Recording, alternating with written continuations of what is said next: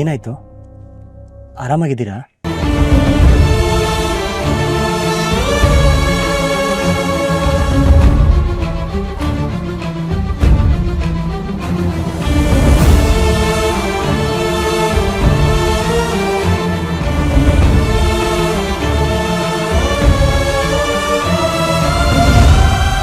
ನಾನು ಸೋತ್ಬಿಟ್ಟೆ ವಿಕ್ಕಿ, ನಾನು ಸೋತ್ಬಿಟ್ಟೆ.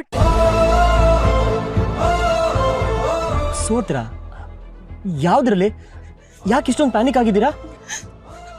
ಅಕ್ಕನಾಗ್ ಸೋತೆ, ನನ್ನ ತಮ್ಮನ ಕನ್ಸನ್ನ ಕೊಂದ್ಬಿಟ್ಟೆ.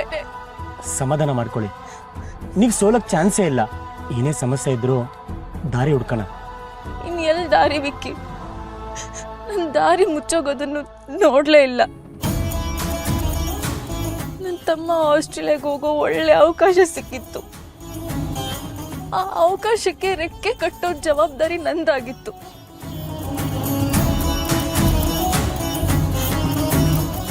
ನನ್ನ ಸ್ವಲ್ಪ ಬೇಗ ದೊಡ್ಡ ಅನ್ಸಿದ್ರೆ ಅವನು ಹೋಗ್ತಿದ್ದ.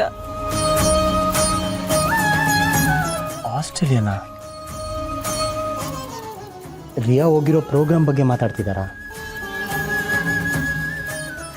ನನಗೆ ಕಷ್ಟ ಆಗುತ್ತೆ ಅಂತ ಅವನಿಗೆ ಸಿಕ್ಕಿದ ಅವಕಾಶನ ಬೇರೆಯವ್ರಿಗೆ ಬಿಟ್ಕೊಟ್ಟಿದ್ದಾನೆ. ನನಗೆ ಒಂದು ಮಾತು ಹೇಳಿಲ್ಲ. ಅಕ್ಕನಿಗೆ ಕಷ್ಟ ಆಗುತ್ತೆ ಅಂತ ಅವನು ಯೋಚನೆ ಮಾಡ್ದ. ಆದ್ರೆ ಅಕ್ಕನಾಗಿ ಅವನ ಕನ್ಸಿಗೋಸ್ಕರ ನಾನೇನು ಮಾಡಲೇ ಇಲ್ಲ.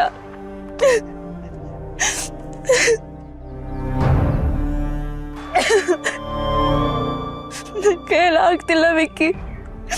ಎಲ್ಲರ ಕನಸು, ಎಲ್ಲರ ಆಸೆನೂ ಈಡೇರಿಸೋದಕ್ಕೆ ನನ್ನ ಕೈಲಾಗ್ತಿಲ್ಲ.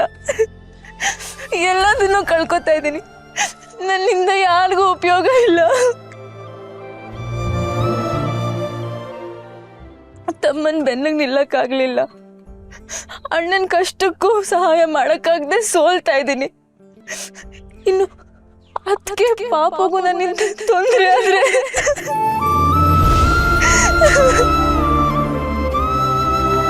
ನಾನು ಯಾವತ್ತೂ ನನ್ನನ್ನು ಕ್ಷಮಿಸ್ಕೊಳ್ಳಲ್ಲ ವಿಕ್ಕಿ, ಯಾವತ್ತೂ ಕ್ಷಮಿಸ್ಕೊಳ್ಳಲ್ಲ. ಪ್ಲೀಸ್ ಅಳ್ಬೇಡಿ, ಸಮಾಧಾನ ಮಾಡ್ಕೊಳ್ಳಿ.